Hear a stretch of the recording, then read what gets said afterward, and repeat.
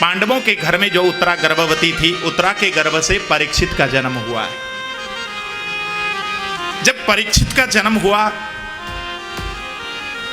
ये धीरे धीरे करके परीक्षित बड़े होने लगे कि भगवान कृष्ण के साथ अर्जुन को गए हुए कई महीने व्यतीत हो गए, पर कोई खबर नहीं मिली। अब युधिष्ठिर जी महाराज चिंतित हो गए। एक दिन दरबार में बैठे हुए थे, भीमसेन के साथ अर्जुन की बात को लेकर युधिष्ठिर जी चिंता व्यक्त करते हुए बोलने लगे, भैया हमारा भैया जो अर्जुन है, ये द्वारका गए हुए कई महीने व्यतीत हो गए, पर उसकी कोई खबर तक हमको नहीं लगी। कहाँ चला गया होगा, क्या हो गया होगा, कहीं अनहोनी तो नहीं हो गई हो।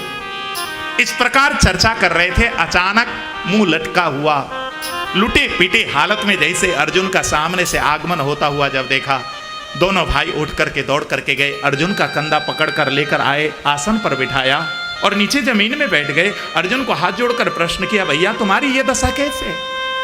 तुम जब पृथ्वी में चलते थे तो पृथ्वी में भूकंप आने का जैसा होता था, पृथ्वी दम दम करके आवाज होती थी। तुम्हारे चलने के कारण पृथ्वी के लोग भय मानते थे, और तुम आज आ रहे हो तो ऐसे भीगी बिल्ली की तरह आ रहे हो। भैया तुम्हारी ये दशा क्या हो गया? तुम्हारे तेज को किसने चुरा लिया? तुम्हारे शरीर पर कोई तेज नहीं झलक रहा है। अर्जुन तुम्हारे हाथ में गांडीव नहीं दिखाई दे रही है। इतना सुनना था, अर्जुन तो फूट फूट करके रोने लगे। युधिष्ठिर के कदमों पर अपना सिर रख दिया और युधिष्ठिर का कदम पकड़कर, चरण पकड़कर रोते हुए बोलने लगे, भैया मैं क्या बताऊं आपको, जो हमारे जीवन जीने के आधार थे ना भगवान कृष्ण ने हम सबको अनाथ बनाकर इस धरा को छोड़कर स्वधाम गमन हो चुका है भगवान कृष्ण का। इतना सुनना था।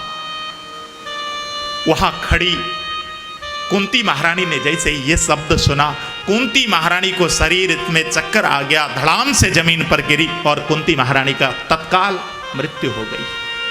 भगवान कृष्ण के स्वधाम गमन संबंधी खबर सुनते ही कुंती महारानी के यहाँ पर मौत हुआ है। अब तो पांचों पांडवों के घर में चारों तरफ से पहाड़ टूट टूट करके गिरने लगा। एक तरफ भगवान हम सबको छोड़ करके गए हैं, इस वेदना ने इन सबको कचोट रखा था, इधर माँ भी छोड़कर चली गई। अब तो पांचों पांडवों ने माँ का संस्कार किया।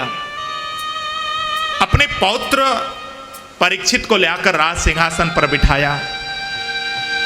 राजभवन को छोड़कर पांचों पांडव और द्रौपदी शरीर में बलकल वस्त्र धारण करके चल पड़े उत्तराखंड की ओर।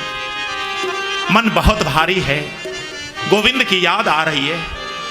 केवल गोविंद को पुकार रहे हैं, गोविंद तुम्हारे को हम भुलाएं तो भुलाएं कैसे, तुमको हम नहीं बिसरा सकते गोविंद। पांव उत्तराखंड की ओर इन्होंने बढ़ा तो दिया, लेकिन पांव उठ ही नहीं रहे। गोविंद की याद आ रही है, बहुत थम थम करके इनकी यात्रा चल रही है। आंखों से आंसू बहाते हुए बहुत भारी हृदय के साथ पांचों पांडव और द्रौपदी स्वर्गारोहणी यात्रा के लिए चले गए।